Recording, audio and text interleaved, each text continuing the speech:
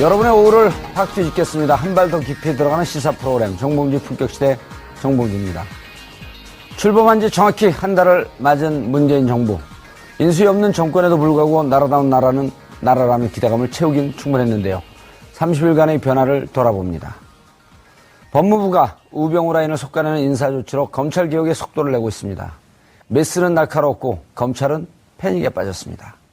서막을 올린 검찰개혁, 그 끝엔 정의를 만나기를 기대해봅니다.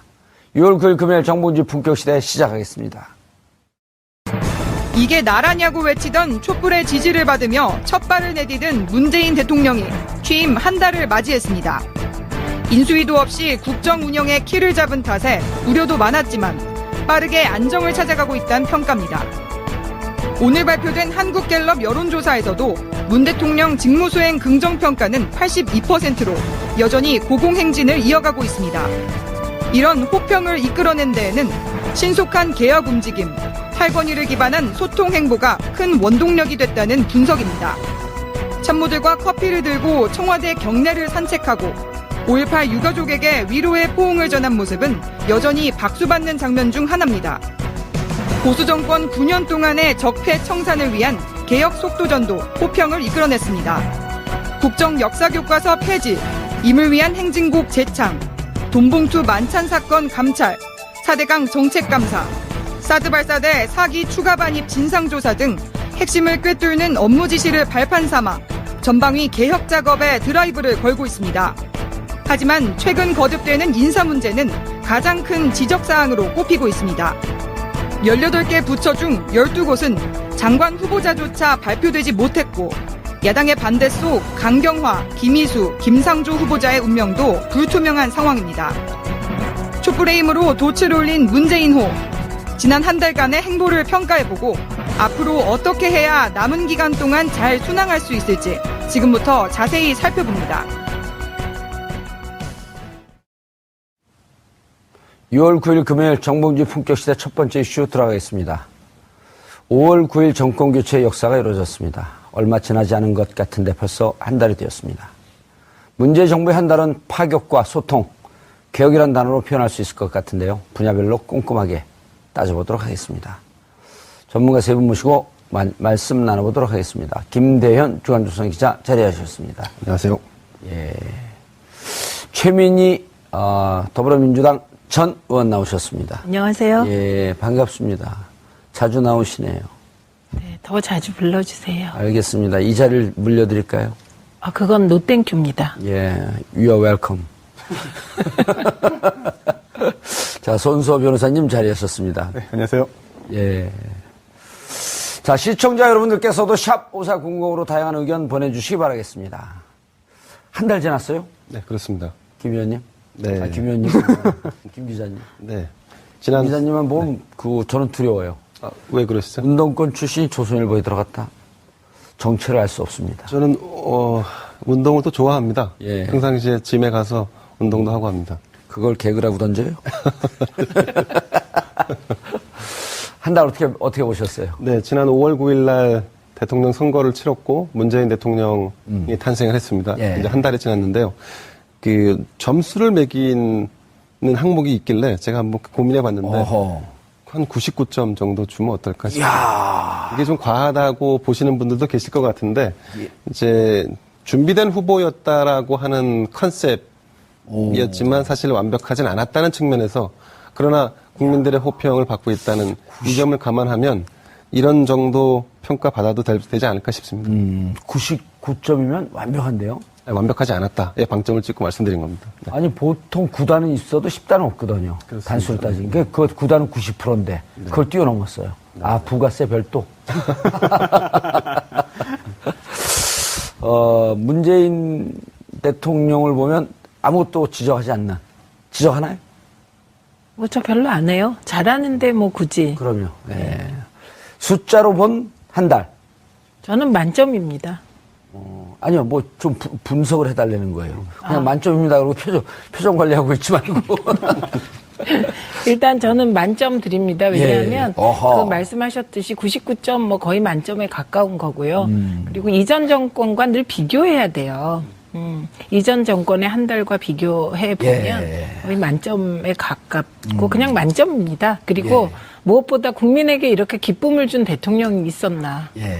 제 기억에는 이제 문민정부 출범하고 김영삼 대통령이 초기에 하나에 정리하면서 하나에 정리하면서 YS는 못 말려라는 책이 나올 만큼 사랑받은 적이 있거든요. 그래도 83%. 그렇죠. 그런데 지금은 뭐 거의 모든 국민이 뭐 기쁨을 느끼고 또 보면 즐거운 거잖아요. 네, 그래서 그 일도 잘할 뿐만 아니라 만점 줍니다. 그래서 개혁과 통합을 적절하게 안배하면서 잘 가고 있고, 그 다음에 이제 두 번의 인상적인 추도사와 추념사가 있었는데, 5.18 추도사의 경우는 이제 나는 정체성이 분명한 사람이다. 민주주의와 통일을 지향하는 사람이다. 이걸 얘기했다면 6월 6일 날 현충일 날 추념사는요. 애국의 개념을 명확하게 상식적으로 재정립한 추념사였습니다. 그러니까 괴테가 그랬어요. 자기 직업에 충실한 게 애국이다. 그걸 딱 적용시킨 추념사였습니다. 그래서 저희 어머니까지도 내가 애국자였구나 이런 생각을 하게 됐으니 국민에게 이렇게 뿌듯한 감정을 준 대통령이 어떤 워딩이 있을까요? 그런 인상을 줬나요? 청계천에서 그 미싱 박으면서 고생한 노동자도, 파독 광부도, 파독 간호사도 이 전부 진정한 애국자다. 그것이 뭐 꼭 총 들고 싸우고 민주화 운동하고 막 이래야 애국자가 아니라 자기 선 자리에서 자기 직업에 충실하면 그게 공익이고 애국자다. 전 이 개념은 굉장히 좋은 것 같습니다. 조금 더 각색해서 해석하면 전태일 열사, 노동 3권을 보장하라고 하면서 분신 자살했던 전태일 열사도 애국자고 보수 진영을 단결시키기 위해서 만들어졌던 국뽕영화, 국제시장도 애국자였다. 그렇죠. 그러니까 그래서 그게 통합의 메시지가 그 이상의 메시지가 없는 것 같고, 이건 이제 살짝 말씀드리면 그동안의 애국이라는 개념은 보수의 전유물처럼 되어 있었잖아요. 그런데 이게 진보 보수의 문제가 아니다, 애국은. 그걸 분명히 했다는 점에서 높은 점수 드리고요. 그다음에 이제 인사청문회가 있었잖아요. 그건 좀 이따가 얘기하면 안 될까요? 근데 인사청문회가 있어서 좀 지지율이 떨어질 줄 알았더니 뭐 갤럽 조사 이번 주 보면 82%입니다. 조금 주저앉았다가 지난번에 이제 그 사드 문제 때문에 살짝 70%까지 갔다가 78%로 갔다가 다시 82%로 반등했는데 이게 역사상 어느 대통령이 집권 초기에 되게 이제 인사 문제로 지지율이 떨어지기 시작했는데 이렇게 단기에 반등한 대통령은 없었거든요. 이거는 국민들께서 그냥 이보다 더 좋을 수 없다. 지금 그렇게 생각하시고 있는 것 거의 같습니다. 신의 수준이다. 그럴까요? 신의 한 수였었다. 손 변호사님. 네. 한 달 지지율이 나왔어요? 네네. 예. 그렇습니다. 대통령들이 취임한 다음에 처음 이제 직무수행 평가를 하잖아요. 각 대통령마다 역대. 이제 그 직선제로 개헌된 후에 노태우 전 대통령부터 조사한 그 자료를 비교해 보니까, 문재인 대통령이 가장 높습니다. 84%. 가장 높죠. 그리고 직전에 박근혜 전 대통령이 44%, 절반밖에 안 되고요. 그 이전에 이명박, 노무현, 김대중, 김영삼 대통령 같은 경우에도 문재인 대통령보다는 좀 낮은 수치를 보이고 있습니다. 물론 한 가지 우려되는 게 있는데요. 지금 이게 기존에 그 문재인 대통령 전에 대통령 같은 경우에는 이제 12월에 당선되고요. 그 다음에 인수위 과정 거쳐서 취임한 다음에 또 한두 달 있다가 조사한 결과예요. 그래서 기간이 좀 길었다. 네, 당선 후에 서너 달 후에 조사한 거고, 문재인 대통령은 한 달 후거든요. 바로 취임했으니까. 그래서 문재인 대통령도 방심하고 안심하기보다는 더욱더, 물론 지금도 굉장히 잘하고 있습니다만 더 열심히 하고 관리를 좀 더 잘해주면은 지금의 지지율이 유지되지 않을까 싶은 생각이 들고요. 또 작가님들이 오늘 굉장히 재미있는 자료를 좀 많이 준비한 것 같습니다. 맛배기로 제목만 말씀을 드리면 숫자 82는 지지율이고요. 내려갈게요. 하나씩. 19. 한 달 동안 문재인 대통령이 전화로 외교를 한 각국의 정상 등과 전화 통화한 횟수가 19회. 그다음에 5. 대통령이 취임사 포함해서 연설한 횟수가 5회입니다. 그리고 4. 수석 보좌관 회의. 예전에 지난 정권에는 수석 비서관 회의였죠. 이번에 수석 보좌관으로 바꿔서 약간의 개념이 달라졌는데 그 회의 주재한 게 4회. 그리고 마지막으로 3. 대통령이 직접 국민과 언론 앞에 서서 인선한 결과를 발표한 게 3회다. 예. 이런 그 재미있는 그런 그 숫자로 문재인 정부의 한 달을 작가님들이 정리했습니다. 어머, 근데 그거 센스 있게 순서를 바꾸시네요. 그죠? 아니 근데 특별히 재미없는데 왜 재밌다 그래요? 그러니까요. 그냥 숫자 읽어주는 재밌지 않나요? 아니, 숫자가 무슨 연결한 게 이 수치를 다 합하면 18이 나온다든지 이러면 재밌지만 아무것도 없잖아요. 이거. 아니, 그게 재밌습니까? 세대 차이가 약간 있는 거 아닙니까? 아니 예를 들어 박근혜 대통령이 청와대를 나와서 삼성동 자택으로 가는데 그 차량 번호 4개를 합하니까 18이 나왔더라. 이런 거 재밌잖아요. 재미없어요? 40대에서 재미는 못 느끼는 것 같습니다. 저는 뭐 재밌습니다. 재밌었잖아요. 손소 변호사님. 그런데 네. 이런 평가는 어떻게 보세요? 대통령이 바뀌니까 미세먼지도 없어졌다. 뭐 어떻게 된 일인가요? 단순히 기분이 좋아서 그런 걸지 모르겠습니다. 예. 아니면은 좀 더 한번 확대 해석을 해보자면 중국에서 예. 좀 신경을 쓴 게 아닐까. 저는 또 다른 들어요. 분석. 예, 또 다른 분석. 뭐냐면 사람이 호흡을 할 때 예. 그리고 자동차에도 마음이 있어서 음. 배기가스량이 줄었다. 기분이 좋아서. 기분이 좋으니까 스트레스를 안 받으니까. 그러니까. 저희 어머니께서 산을 바라보더니 진짜로 지금 저희 어머니께서 28년생이니까 이제 90이거든요. 예, 90인데 하루에 저병으로 4km 왔다 갔다 합니다. 수영을. 저보다 조금 더 건강하세요. 근데 산을 그 불암산 수락산 불났던데 네. 불났다 그러면 그 다음날 아침에 이렇게 보시더니 야 어떻게 40년 전에 보이던 그 산이 보이니 그 정도로 공기가 맑아졌다는 거예요. 그래서 제가 농담으로 한 게 아니고 SNS상에 돌잖아요. 대통령이 바뀌니까 미세먼지도 사라졌다. 그럴 정도로 국민들은 지금 행복감을 느끼고 있다. 기분이 좋은 거죠. 예. 돈 안 들이고 복지국가로 이민 온 것 같다. 그런 어쨌든 그 일반 국민들의 마음이 그런 거 아니에요? 네. 평가라고 하는 게. 예, 돈 안 드는 복지라는 말이 유행하고 있습니다. 이게 두 가지 의미예요. 예. 하나는 화면을 보고 대통령이 나오면 얼굴 패권 때문에 기분이 좋아져서 그게 돈 안 드는 복지다 이런 예. 거고요. 다른 하나는 어쨌든 기분이 다들 좋으니까 뭐 병원비도 안 들고 약값도 덜 든다. 예. 그래서 생활비를 줄였다 이렇게 됩니다. 문비어청은 여기까지 하고. 예. 의원님, 잠깐 속보 하나 전달하고 예. 할게요. 아시겠지만 노태강 문체부 인사가 지금 발표가 됐는데, 예. 지난번 박근혜 대통령이 재직 시절에 승마협회를 조사하라 해서 조사를 제대로 하지 않았던 당시 노태강 국장을 지금 문체부 2차관에 임명하는, 발표가 오늘 있었습니다. 그때 참 나쁜 그분 아니죠? 참 나쁜 사람 해서 찍어서 문체부에서 이를테면 밀어냈던. 옷을 벗게 했던 예. 그 노태강 전 국장이 예. 차관으로 다시 돌아왔습니다. 수첩을 보면서 참 나쁜 사람들이다 그러면서 2명을 찍었잖아요. 그렇습니다. 진재수 과장인가요? 맞습니다. 진재수 노 국장하고 진재수 과장이죠. 저분들이 지금 2명 다 들어온 건가요? 노 국장만 지금 노태강 국장만 지금 제2차관으로 임명을 했다는데. 지금 문체부 제2차관이면은 지금 재판을 받고 있는 김종 전 차관이 했던 그 자리죠. 그렇습니다. 예, 그러니까 의미가 있네요. 근데 좀 특이하네. 왜냐하면 저기 2차관은 주로 정무차관이거든요. 그렇죠. 정무직인데 저분은 노태강 국장 같은 경우는 문체부에서 그 잔뼈가 굵은 그 후배 공무원으로부터 꽤 그 지지를 받았던 그런 분들이란 말이에요. 근데 왜 정무직으로 임명을 했을까? 저 부분은 제가 좀 설명을 드리면, 예. 지금 도종환 문체부 장관 후보자가, 예. 지난번 이를테면, 지난 정권에서 뭔가 피해를, 그러니까 정도에서 벗어난, 그러니까 올바르지 않은 어떤 정부적인 판단을 통해서 공직에서 물러난 분들도 다시 한번 기회를 줘야 한다는 게 도종환 후보자의 생각이었었습니다. 그 부분을 이미 이제 언론을 통해서 밝힌 적이 그랬죠. 있었고요. 예. 네. 아마 그런 차원에서 강력히 추천하지 않았을까 싶고, 그리고 또 현 정부도 지난번 있었던 문화부에서 있었던 여러 가지 블랙리스트 사건, 그리고 국정농단 사건의 핵심이었던 이 부분을 다시 원상 회복 혹은 바로 잡는다는 차원에서 지금 이 인선이 있지 않았나 싶습니다.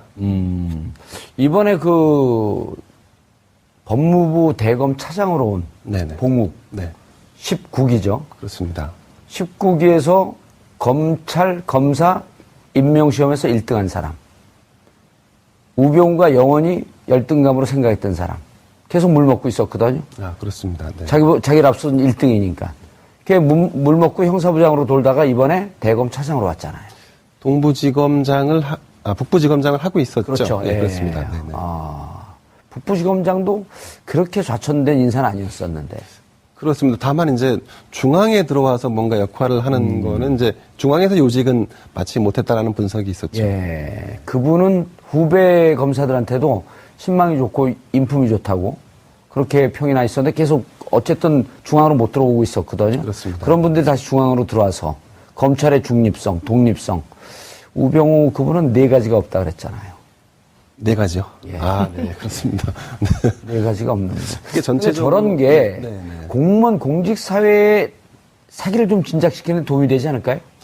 변화의 바람을 불어 넣는다는 측면에서 본다 그러면 예. 굉장히 프레시한 인선이 아닐까 싶습니다. 그리고 옳지 않은 그 지시에 대해서 버티다가 물을 먹었는데 다시 복귀되는 그럼 밑에 있는 공무원들이 아 우리도 정의롭게 살면 언젠가 기회가 있겠구나 이런 메시지를 주지 않을까요? 네, 당연합니다. 아무래도 좀 전에 말씀드렸던 대로 이번 지금 노태강. 대선이 조기에 이루어진 이유는 국정농단이 있었기 예. 때문이고 국정농단의 핵심 부서가 또 문화부였고 또 검찰이었지 않습니까? 그런 부분들을 바로잡는 차원에서의 인선 굉장히 의미가 있을 것 같고 의미가 다만 있네요. 근데 이제 이 피해를 본 사람들만이 능력을 가지고 있는 건 아니기 때문에 예. 어떤 인선도 이제 과거를 바로잡는 인선도 중요하지만 그 안에서 능력이 있을 때 빛을 발하지 못한 사람들도 또 찾아내서 인선하는 것도 같이 병합했으면 하는 아주 바람이 그 와중에도 있습니다. 가시는 하나 꼭 넣는. 근데요, 그 노태강 국장은요, 그러니까 제가 방송위원회에 있을 때 아, 이런저런 그러셨군요. 업무를 예. 같이 이렇게 교류를 하니까요. 예. 굉장히 합리적이고 유능한 분입니다. 아. 예, 그래서 이분은 그 단지 뭐 그 불이익을 봐서 제자리로 돌아오는 차원이 아니라 문화부 능력 있는 내에서 인사. 예, 능력도 있고 문화부 내에서 신망도 있기 때문에 그 가시를 제가 뽑아 드릴게요. 그 장관 있다가 밀려난 분은 누구였었죠? 문화부 장관? 유진용 장관. 유진용 장관도 그 문체부 내에서 승진한 케이스 아니에요? 그렇죠. 그분도 상당히 후배 그 공무원들로부터 신망과 존경을 받는. 신망과 존경도 받았고 예. 배짱도 있고 유능한 분이고요. 제가 이제 당시 시민사회 하면서 문화부하고 일을 좀 할 일이 있어서 예. 뵀는데 문화적 소양도 깊고 굉장히 젠틀하고 매력적인 분입니다. 진짜 문화부 장관에 딱 맞는 분이에요. 예. 블랙리스트 갖고 그때 또 물먹은 사람들 5명인가 6명 있는 그분들도 다시 원대 복귀하는 이런 좀 좋은 인사가 있었으면 좋겠다는 생각이 예, 들어요. 그렇게 될 것 같은데요. 네. 오늘 그러니까. 지금 그 블랙리스트 관련돼서 이제 김기춘 전 그 실장과 예. 또 조윤선 전 장관 재판이 오늘 벌어집니다. 예, 오늘 이런 말을 했어요. 김기춘 그 전 비서실장이 언제 심장이 멎을 줄 모른다. 보석해줘라.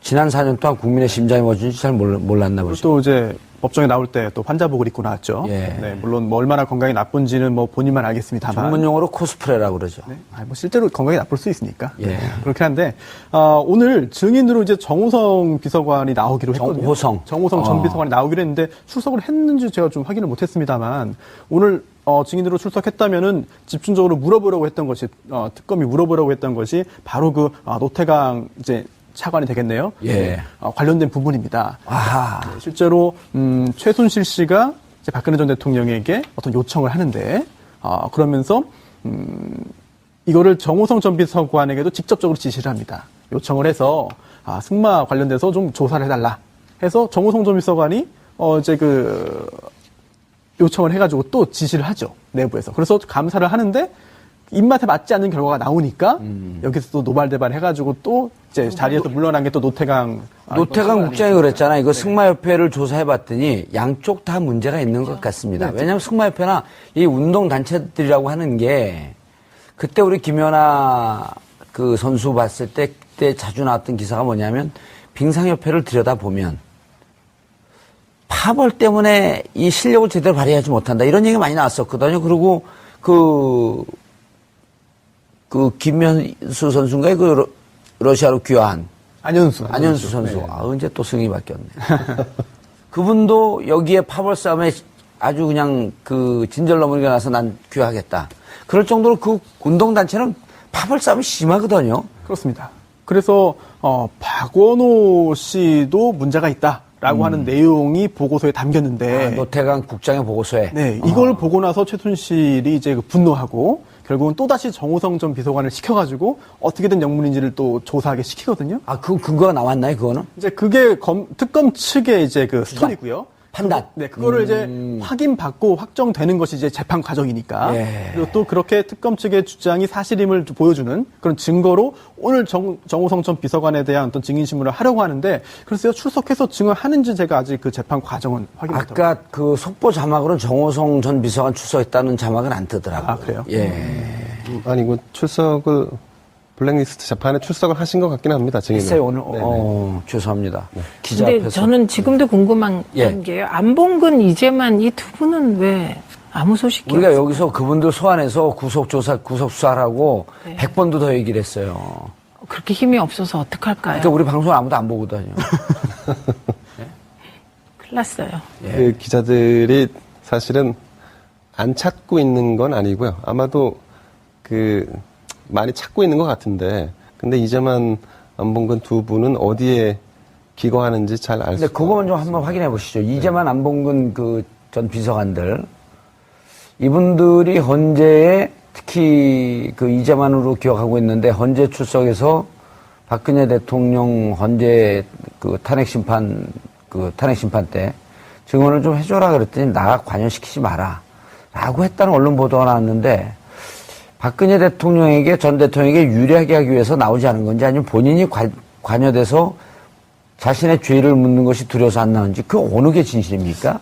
일단 헌법재판소에 증인으로 나가라 마라 하는 문제는 예. 본인의 유무죄와는 별개의 문제죠. 아시겠지만 대통령에 대한 탄핵 문제에 있어서 그 사안을 사실 확인을 하는 차원, 혹은 예. 뭐 혐의를 아니면 뭐 혐의를 확인하는 차원으로 해서 증인이 출석하는 것이지, 그 두 분이 검찰에 가는 건 아니기 때문에. 아니, 그러니까 아마도 이제 헌재에 나오면 네네. 그것이 빌미가 되었고 특검에서 부를 것이 두려웠다라고 하는 얘기였거든요. 근데 제가 판단할 때는 거기 나가지 않은 것은 전적으로 대통령과 관련된 대통령을 질문에 답하는 자리이기 때문에 아마도 그거는 대통령에게 해가 되지 않게 하기 위한 선택이었을 가능성이 높아 보입니다. 그럼 그 뒤에 나왔던 네네. 본인들을 관여시키지 말라고 했던 것은 오보에 가까운 얘기인가요? 그분들이 그런 얘기를 했는지 잘 모르겠습니다. 근데 저희가 이제 파악하기로는 예. 기자들이 사실은 상당히 많이 그 추적을 해왔는데 그 추적에 대한 성과가 없었던 걸로 볼 때는 아마 당사자들이 직접적인 코멘트를 하지는 않았을 것 같습니다. 그럼 제가 또 그 국민 수배를 걸면 금방 잡힐 텐데. 예, 그건 뭐. 근데 수배를 걸 이유가 없어요, 지금. 왜냐면 어디서 출석 요구를 한 게 아니기 때문에. 그렇습니다. 윤석열 중앙지검장이 혹시 출석 요구를 할 수 있을 거라고 봅니다. 거기는 우리 방송을 보겠죠.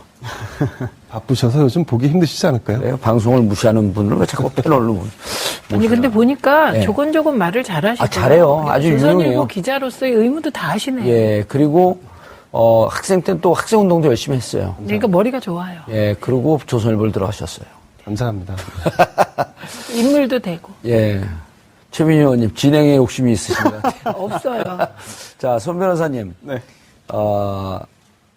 아까 이제 우리가 그 문체부 인사 때문에 살짝 그 옆으로 갔는데, 어쨌든 저런 것이 비정상을 정상화시키는 과정이란 말이에요. 네. 문재인 대통령 한 달 동안 소통, 파격, 뭐 이런 등등의 얘기를 하고 있지만, 결국은 비정상을 정상화시키는, 다시 원자리로 갖다 놓는 이런 작업 아니에요? 원래 대통령은 저랬어야 되는 거 아닙니까? 그렇습니다. 9년 동안 우리가 저런 모습을 못 보다 보니까, 아니, 노무현 대통령 때는 저렇게 봤던 거 아니에요? 네. 잘 기억을 더듬어 보면?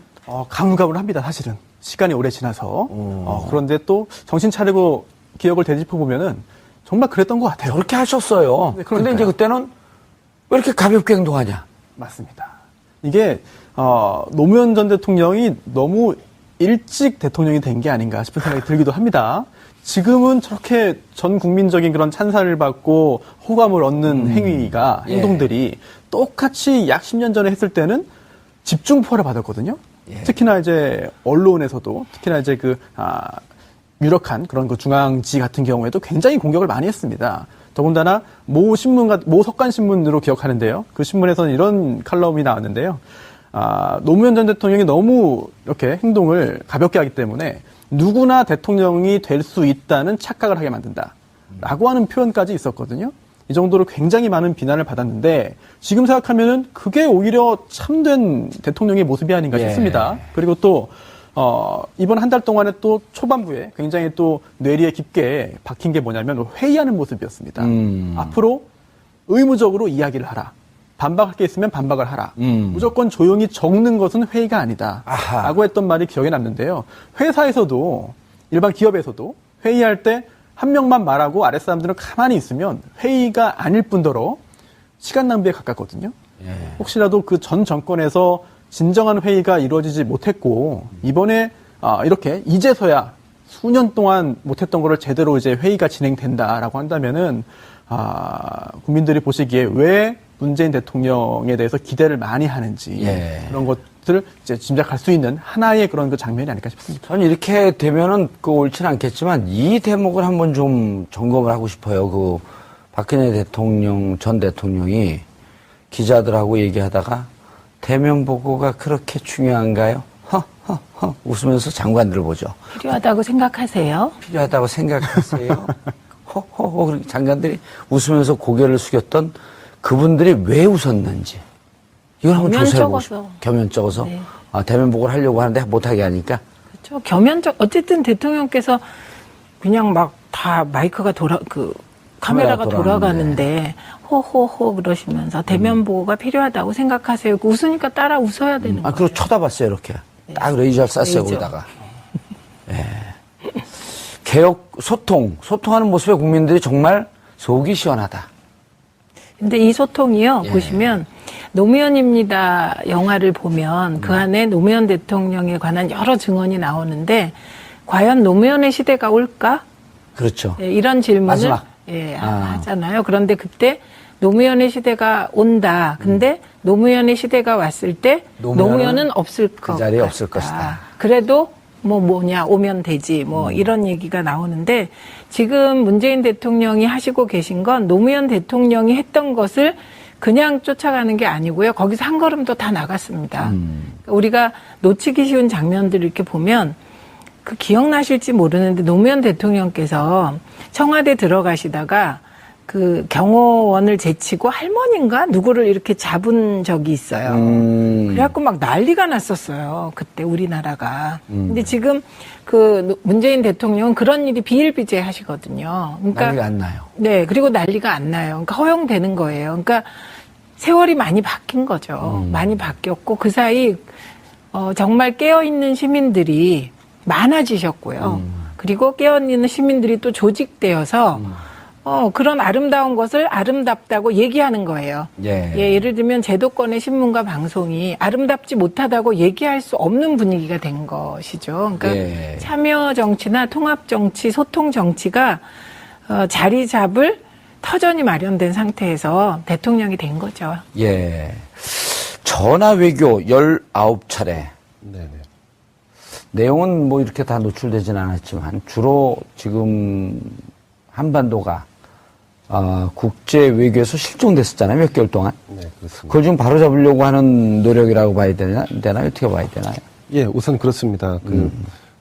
직접 만날 수 있으면 좋겠지만 이제 시작이죠. 본격적으로 이제 문재인 대통령이 외교 무대에 이번 달 말부터 등장을 하게 됩니다. 이번 달 말에 미국에 가서 한미 정상회담을 하게 되고 그다음에 7월 초에 그 독일에서 열리는 G20에 참석을 하시게 됩니다.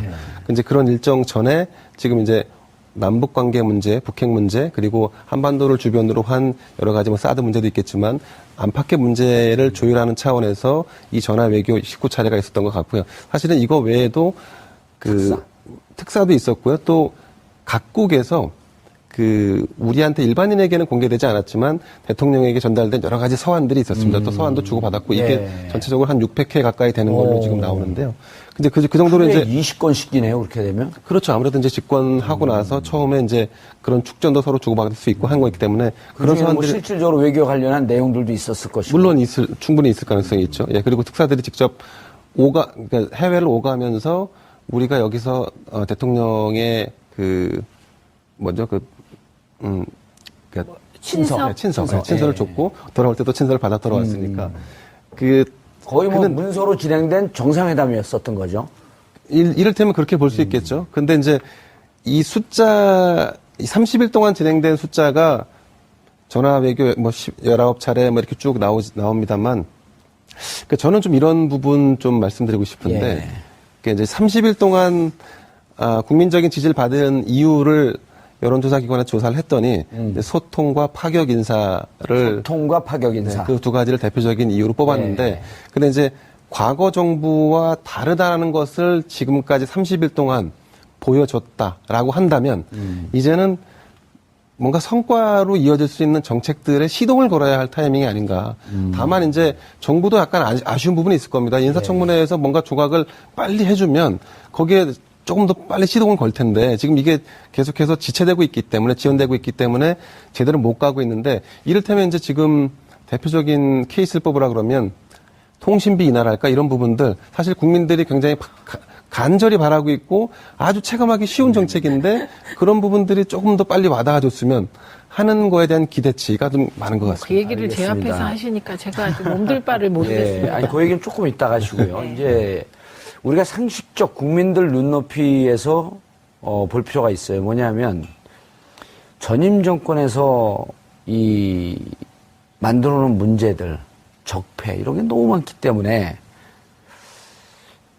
후임 대통령은 정말 고통스럽고 잘해도 박수를 받기가 좀 어려울 것이다 라고 하는 게 관측이 지배적이었었단 말이에요. 또 하나, 인수위가 없는 취임이기 때문에 처음서부터 난관에 부딪힐 것이다. 이 두 가지가 행보가 쉽지 않을 것이다라고 관측을 했는데 네. 보기 좋게 뛰어넘었단 말이에요.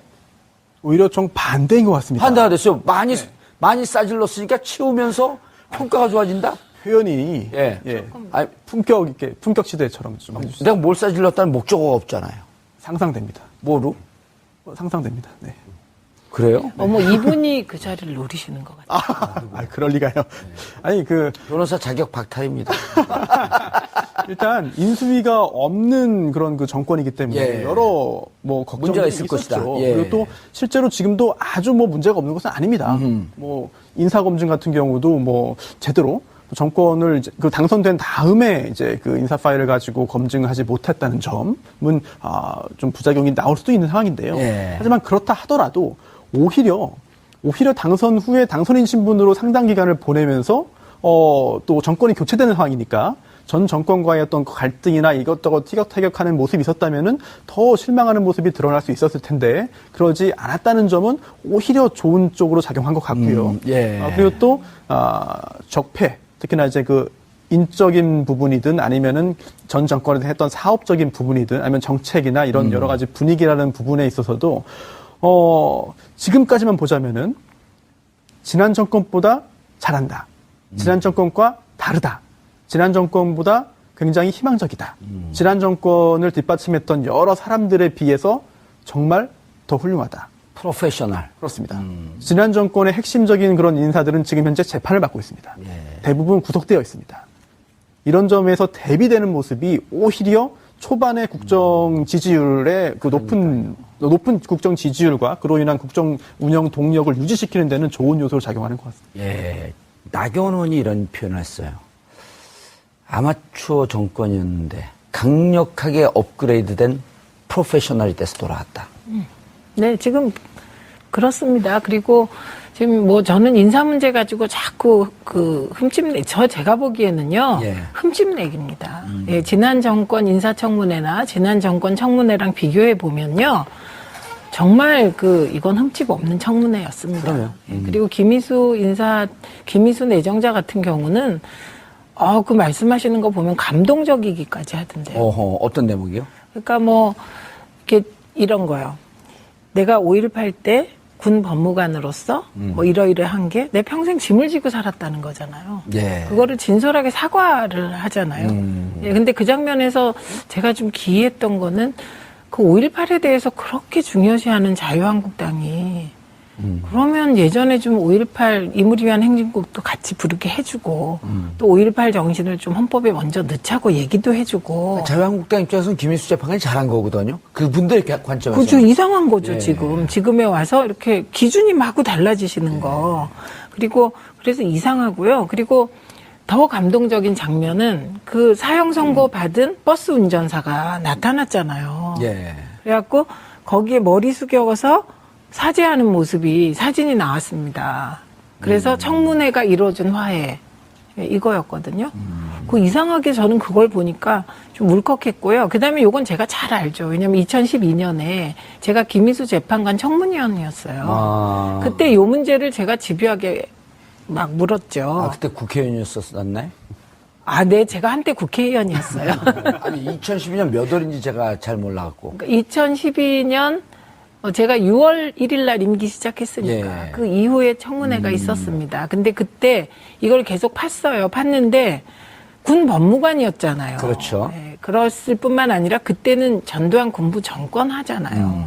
그때 사실 저는 지금 생각하면 제가 역사교과서 왜곡 제대로 해결 못하는 전두환은 물러가라라고 외친 것이 그게 감옥 가서 깜빵 살 일인가. 요새도 가끔 이상하거든요, 그게. 그 감옥 가셨어요, 그래갖고? 네. 오. 그래서 그게 막 고문받고 뭐 이럴 일이 아닌데 두들겨 맞고 막 이랬거든요. 어허. 그런 시절이었다는 거예요. 그래서 지금의 잣대로 그 당시의 판결을 문제 삼는 건 정말 아닌 것 같고요. 생각해보니까 그때 저도 감옥인가 뭔가를 갔다 왔던 것 같은데. 그랬던 것 같아요. 예. 빨주노초 파남보 유인물 뿌리고. 예. 그랬던 것 같아요. 그래서 근데 그때 제가 더 이상 못한 게 5.18 단체들의 어르신들 중에 저한테 전화를 하셔서 김희수 재판관은 그래도 그때 우리들의 처지를 많이 이해해주고 아하. 이런 분인데 예. 그 말하자면 저보고 소영웅주의 비슷한 국회의원들이 예. 그런 잘 모르면서 파고 들어가지 마라. 그렇죠. 그래서 제가 이거는 뭔가 다른 사연이 있다 그러고 딱 중단했던 사안이에요. 전문용어로 팝팝이. 예. 청문회 얘기로 좀 넘어가 보죠. 시간이 없는데 청문회 네. 어떻게 될 것 같습니까? 지금 네. 야당의 분위기는 일단 김희수 재판관은 넘어가나요? 꼭 그렇지만은 않을 것 감사원의 같습니다. 고발이라고 하는 것을 전제로 넘어가겠다. 이런 건가요? 아, 꼭 그렇지만은 않은데요. 일단만 예. 볼까요? 그 김상조 공정거래위원장 같은 경우는 국민의당 키를 쥐고 있는 국민의당이 조건부를 내걸었습니다. 이 조건부만 여당이 받아들이면 통과시키겠다는 거죠. 근데 이 조건이 좀 까다롭습니다. 예를 들면 그 부인에 대한 채용 의혹을 감사를 받게 하거나 아니면 고발을 하겠다라는 부분에 대해 동의하라는 건데. 이분이 그거였었군요. 네, 그렇습니다. 이렇게 동의하기 어려운 부분이 좀 있는 것 같고 그럼에도 불구하고 통과 가능성은 매우 높은 상황입니다. 예. 그 김희수 헌법재판소장 후보자의 경우에는 국회 인준 절차가 필수기 때문에 표결을 해야 돼요. 표결을 해야 되는 상황이기 때문에 야당에서 저렇게 강하게 반발한다고 하면 이게 좀 시간이 좀 소요될 수 있을 것 같습니다. 예. 그리고 김동연 경제부총리 같은 경우는 이미 이제 적격. 적격으로 이제 이미 통과가 됐고 마지막 남은 게 이제 강경화 외교부 장관 후보자인데 예, 저기 도표가 나오네요. 네, 도표가 예. 나오죠. 예. 그 보이시는 대로 여당을 제외한 나머지 야당들은 다 부적격 혹은 사퇴를 요구하고 있는 상황입니다. 예. 그러다 보니까 이제 여의도 정치권에서 이제 나오는 얘기는 예. 강경화 후보자가 이를테면 유리천장을 깬 후보자라는 상징적인 의미도 있고 여러 가지 국제사회의 경험도 충분히 있으되 하지만 지금은 정치적 판단이 필요한 시점이 아닌가. 예. 선의와 명분만 가지고 우리가 얘기하기는 좀 어렵지 않나. 뭐 이런 얘기들이 나오는 것 같습니다. 잠깐 이 부분에 대해서 할 말이 잠깐만 있습니다. 해주세요. 잠깐만. 네, 잠깐만. 왜냐하면 저는 강경화 내정자가 저렇게 그 보호막 없이 혼자 집중 포화를 받는 게 두 가지 이유 같아요. 하나는 여성이라는 이유고요. 예. 그다음에 나머지 하나는 이분이 국내에서 활동을 안 하셔서 네트워크가 없잖아요. 국내에. 예, 그렇기 때문에 저렇게 당하는 것 같고 그래서 빅딜의 희생자가 역설적으로 더 되면 안 된다. 알겠습니다. 그리고 세상에 유엔에서 일 잘하는 분 모셔와가지고 이렇게 흠집내기 이렇게 하고. 흠집내서 어떻게 하시겠다는 겁니까? 정말 야당들 너무하세요. 그런데 최민희 의원님, 그거 너무하다 그러고 대책 없이 그냥 지르고 끝내지 마시고요. 대통령 캠프에서 있었고 그랬다 이런 제안 한번 해보세요. 지금 한 10분 정도, 아직 11분 정도 내정을 하지 않았어요. 6명 정도 했고, 11명 중에 한 5명 내지 6명 정도를 자유한국당 2명, 바른정당 1명, 국민의당 1명, 당에서 추천해줘라. 의원들 중에서. 연립정부 구성하는 거네요. 연립정부 구성이 아니라 협치입니다, 이거는. 그 장관들을, 자유한국당에서 2명, 각 1명 정도, 혹은 2명씩 해도 괜찮습니다. 그리고 그분들, 의원들 중에서, 반드시 조건입니다. 의원들 중에서, 그리고 지금의 잣대로 청문회를 하자. 네. 알겠습니다. 예. 그러면은 청문회 정국이 끝납니다. 예, 꼭 얘기하세요. 정갈공명이십니다. 발음이 영 안 좋습니다. 자, 문재인 대통령 30년이 아니라 30일. 큰일 날 뻔했습니다. 농담하는 척 하면서, 문비호 청가를 제대로 부를 뻔했습니다. 30일, 앞으로 100일, 1년, 2년. 국민들에게 큰 기쁨을 주는 그런 파격과 소통 행보를 이어갔으면 하는 바람입니다. 자, 시청자 여러분들께서도 샵 5400으로 다양한 의견 보내주시기 바라겠습니다. 한 달 지났어요? 네, 그렇습니다. 김 의원님? 네. 김 의원님? 김 기자님? 네. 김 기자님은 보면 저는 두려워요. 왜 그러시죠? 운동권 출신이 조선일보에 들어갔다. 정체를 알 수 없습니다. 저는, 운동을 또 좋아합니다. 예. 평상시에 짐에 가서 운동도 하고 합니다. 그걸 개그라고 던져요? 한 달 어떻게 보셨어요? 네, 지난 5월 9일 날 대통령 선거를 치렀고 문재인 대통령이 탄생을 했습니다. 예. 이제 한 달이 지났는데요. 그 점수를 매기는 항목이 있길래 제가 한번 고민해 봤는데 한 99점 정도 주면 어떨까 싶어요. 이게 좀 과하다고 보시는 분들도 계실 것 같은데 이제 준비된 후보였다라고 하는 컨셉이었지만 사실 완벽하진 않았다는 측면에서 그러나 국민들의 호평을 받고 있다는 이 점을 감안하면 이런 정도 평가 받아도 되지 않을까 싶습니다. 99점이면 완벽한데요? 네, 완벽하지 않았다의 방점을 찍고 말씀드린 겁니다. 네. 아니, 보통 9단은 있어도 10단은 없거든요. 그렇습니다. 단수로 따지니까. 그 9단은 90%인데, 그걸 뛰어넘었어요. 부가세 별도. 문재인 대통령을 보면 아무것도 지적하지 않는. 지적하나요? 저 별로 안 해요. 잘하는데 굳이. 그럼요. 네. 숫자로 본 한 달. 저는 만점입니다. 아니요, 좀 분석을 해달라는 거예요. 그냥 만점입니다. 그러고 표정 관리하고 있지 말고. 일단 저는 만점 드립니다. 왜냐하면 어허. 그 말씀하셨듯이 99점 거의 만점에 가까운 거고요. 그리고 이전 정권과 늘 비교해야 돼요. 이전 정권의 한 달과 비교해 보면 거의 만점에 가깝고 그냥 만점입니다. 그리고 무엇보다 국민에게 이렇게 기쁨을 준 대통령이 있었나. 제 기억에는 이제 문민정부 출범하고 김영삼 대통령이 초기에 하나에 정리하면서. 하나에 정리하면서 YS는 못 말려라는 책이 나올 만큼 사랑받은 적이 있거든요. 그래도 83%. 그렇죠. 그런데 지금은 거의 모든 국민이 기쁨을 느끼고 또 보면 즐거운 거잖아요. 네, 그래서 그 일도 잘할 뿐만 아니라 만점 줍니다. 그래서 개혁과 통합을 적절하게 안배하면서 잘 가고 있고, 그 다음에 이제 두 번의 인상적인 추도사와 추념사가 있었는데, 5.18 추도사의 경우는 이제 나는 정체성이 분명한 사람이다. 민주주의와 통일을 지향하는 사람이다. 이걸 얘기했다면 6월 6일 날 현충일 날 추념사는요. 애국의 개념을 명확하게 상식적으로 재정립한 추념사였습니다. 그러니까 괴테가 그랬어요. 자기 직업에 충실한 게 애국이다. 그걸 딱 적용시킨 추념사였습니다. 그래서 저희 어머니까지도 내가 애국자였구나 이런 생각을 하게 됐으니 발표가 오늘 있었습니다. 그때 참 나쁜 그분 아니죠? 참 나쁜 사람 해서 찍어서 그 문체부에서 이를테면 밀어냈던. 옷을 벗게 했던 그 노태강 전 국장이 차관으로 다시 돌아왔습니다. 수첩을 보면서 참 나쁜 사람들이다 그러면서 2명을 찍었잖아요. 그렇습니다. 진재수 과장인가요? 맞습니다. 진재수 노 국장하고 진재수 과장이죠. 저분들이 지금 2명 다 들어온 건가요? 노 국장만 지금 노태강 국장만 지금 제2차관으로 임명을 했다는데. 지금 문체부 제2차관이면은 지금 재판을 받고 있는 김종 전 차관이 했던 그 자리죠. 그렇습니다. 그러니까 의미가 있네요. 근데 좀 특이하네요. 왜냐하면 저기 2차관은 주로 정무차관이거든요. 그렇죠. 정무직인데 저분은 노태강 국장 같은 경우는 문체부에서 그 잔뼈가 굵은 그 후배 공무원으로부터 꽤 그 지지를 받았던 그런 분들이란 말이에요. 근데 왜 정무직으로 임명을 했을까? 저 부분은 제가 좀 설명을 드리면, 지금 도종환 문체부 장관 후보자가, 지난번 이를테면, 지난 정권에서 뭔가 피해를, 그러니까 정도에서 벗어난, 그러니까 올바르지 않은 어떤 정부적인 판단을 통해서 공직에서 물러난 분들도 다시 한번 기회를 줘야 한다는 게 도종환 후보자의 생각이었었습니다. 그 부분을 이미 이제 언론을 통해서 밝힌 적이 그랬죠. 있었고요. 예. 네. 아마 그런 차원에서 강력히 추천하지 않았을까 싶고, 그리고 또 현 정부도 그 지난번 있었던 그 문화부에서 있었던 여러 가지 블랙리스트 사건, 그리고 국정농단 사건의 핵심이었던 이 부분을 다시 원상 회복 혹은 바로 잡는다는 차원에서 지금 이 인선이 있지 않았나 싶습니다.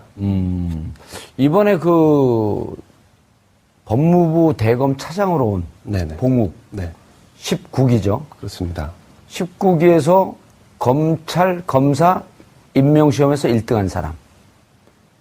우병우가 영원히 열등감으로 생각했던 사람. 계속 물 먹고 있었거든요. 아, 그렇습니다. 네. 자기를 앞선 1등이니까. 걔 물 먹고 형사부장으로 돌다가 이번에 대검 차장으로 왔잖아요. 북부지검장을 하고 있었죠. 그렇죠. 네, 예. 그렇습니다. 네네.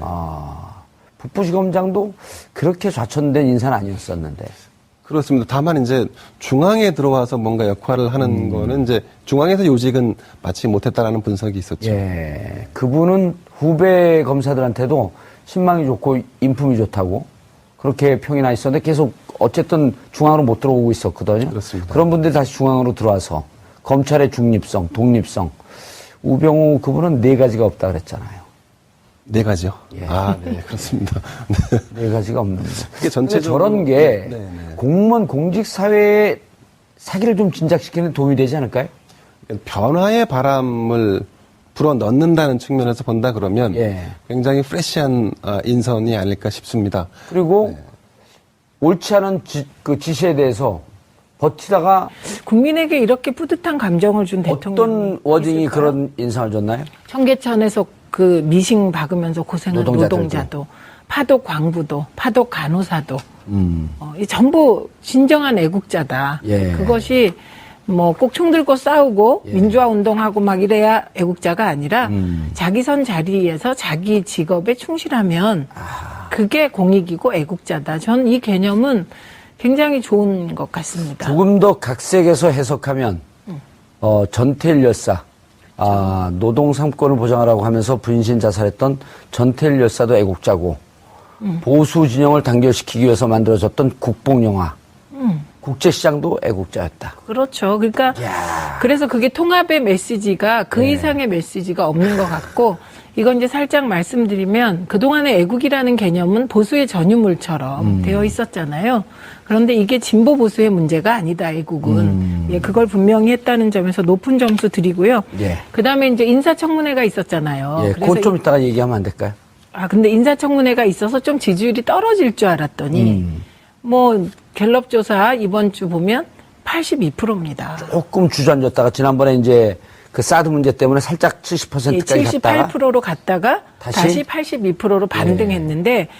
이게 역사상 어느 대통령이 집권 초기에 예. 되게 이제 인사 문제로 지지율이 떨어지기 시작했는데 이렇게 단기에 반등한 대통령은 없었거든요. 네, 이거는 국민들께서 그냥 이보다 더 좋을 수 없다. 지금 그렇게 생각하시고 있는 것 거의 같습니다. 신의 수준이다. 그럴까요? 신의 한 수였었다. 손 변호사님. 네. 한 달 지지율이 나왔어요? 네네. 예. 그렇습니다. 대통령들이 예. 취임한 다음에 처음 이제 직무수행 평가를 하잖아요. 예. 각 대통령마다 역대. 이제 그 직선제로 개헌된 후에 노태우 전 대통령부터 조사한 그 자료를 비교해 보니까 문재인 대통령이 가장 높습니다. 예. 84%. 이야. 예, 가장 높죠. 그리고 직전에 박근혜 전 대통령이 44%예요. 절반밖에 안 되고요. 그 이전에 이명박, 노무현, 김대중, 김영삼 대통령 같은 경우에도 문재인 대통령보다는 좀 낮은 수치를 보이고 있습니다. 물론 한 가지 우려되는 게 있는데요. 지금 이게 기존에 그 문재인 대통령 전에 대통령 같은 경우에는 이제 12월에 당선되고요. 예. 그다음에 인수위 과정 거쳐서 취임한 다음에 또 한두 달 있다가 조사한 결과예요. 예. 그래서 기간이 좀 길었다. 네, 당선 후에 서너 달 후에 조사한 거고 문재인 대통령은 한 달 후거든요. 바로 예. 취임했으니까. 그래서 문재인 대통령도 방심하고 안심하기보다는 더욱더 물론 지금도 굉장히 잘하고 있습니다만 더 열심히 하고 관리를 좀 더 잘해주면은 지금의 지지율이 유지되지 않을까 싶은 생각이 들고요. 또 작가님들이 오늘 굉장히 재미있는 자료를 좀 많이 준비한 것 같습니다. 맛배기로 제목만 말씀을 드리면 숫자 82는 지지율이고요. 예. 내려갈게요. 하나씩. 예. 19 한 달 동안 문재인 대통령이 전화로 외교를 한 각국의 정상 등과 전화 통화한 횟수가 19회. 예. 그다음에 5. 대통령이 취임사 포함해서 연설한 횟수가 5회입니다. 예. 그리고 4. 수석 보좌관 회의. 예전에 지난 정권에는 수석 비서관 회의였죠. 예. 이번에 수석 보좌관으로 바꿔서 약간의 개념이 달라졌는데 그 회의 주재한 게 4회. 그리고 마지막으로 3. 대통령이 직접 국민과 언론 앞에 서서 인선한 결과를 발표한 게 3회다. 예. 이렇게 재미있는 그런 숫자로 문재인 정부의 한 달을 작가님들이 정리했습니다. 근데 그거 센스 있게 순서를 바꾸시네요. 그죠? 아니 근데 특별히 재미없는데 왜 재밌다 그래요? 그러니까요. 그냥 숫자 읽어주면 재밌지 않나요? 아니, 숫자가 무슨 연결한 게 이 수치를 다 합하면 18이 나온다든지 이러면 재밌지만 아무것도 없잖아요. 이거. 아니 그게 재밌습니까? 세대 차이가 약간 있는 거 아닙니까? 아니 예를 들어 박근혜 대통령이 청와대를 나와서 삼성동 자택으로 가는데 그 차량 번호 4개를 합하니까 18이 나왔더라. 이런 거 재밌잖아요. 재미없어요? 40대에서 재미는 못 느끼는 것 같습니다. 저는 재밌습니다. 재밌었잖아요. 손소 변호사님. 그런데 네. 이런 평가는 어떻게 보세요? 대통령이 바뀌니까 미세먼지도 없어졌다. 어떻게 된 일인가요? 단순히 기분이 좋아서 그런 걸지 모르겠습니다. 예. 아니면은 좀 더 한번 확대 해석을 해보자면 중국에서 예. 좀 신경을 쓴 게 아닐까. 저는 또 다른 들어요. 분석. 예, 또 다른 분석. 뭐냐면 사람이 호흡을 할 때 예. 그리고 자동차에도 마음이 있어서 배기가스량이 줄었다. 기분이 좋아서. 기분이 좋으니까 스트레스를 안 받으니까. 그러니까. 저희 어머니께서 산을 바라보더니 진짜로 지금 저희 어머니께서 28년생이니까 이제 90이거든요. 예, 90인데 하루에 저병으로 4km 왔다 갔다 합니다. 수영을. 저보다 조금 더 건강하세요. 근데 산을 그 불암산 수락산 불났던데 네.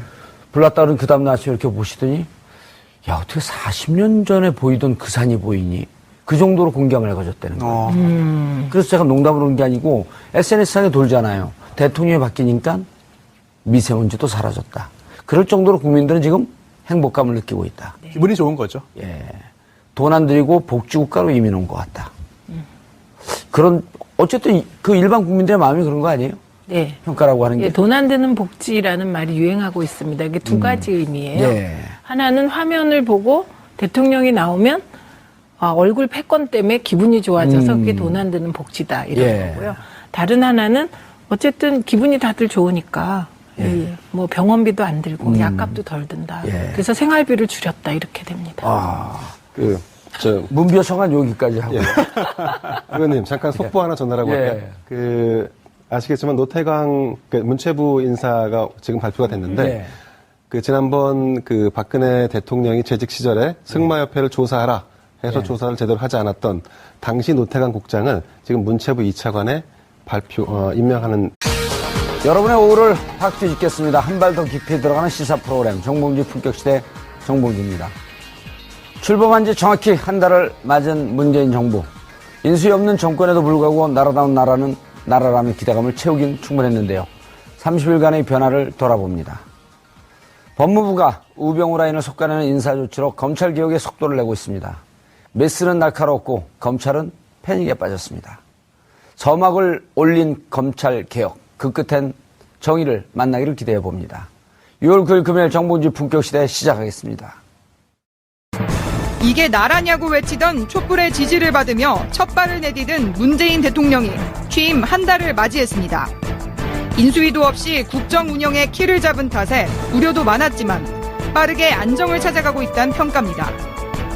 오늘 발표된 한국갤럽 여론조사에서도 문 대통령 직무수행 긍정평가는 82%로 여전히 고공행진을 이어가고 있습니다. 이런 호평을 이끌어낸 데에는 신속한 개혁 움직임, 탈권위를 기반한 소통 행보가 큰 원동력이 됐다는 분석입니다. 참모들과 커피를 들고 청와대 경내를 산책하고 5.18 유가족에게 위로의 포옹을 전한 모습은 여전히 박수받는 장면 중 하나입니다.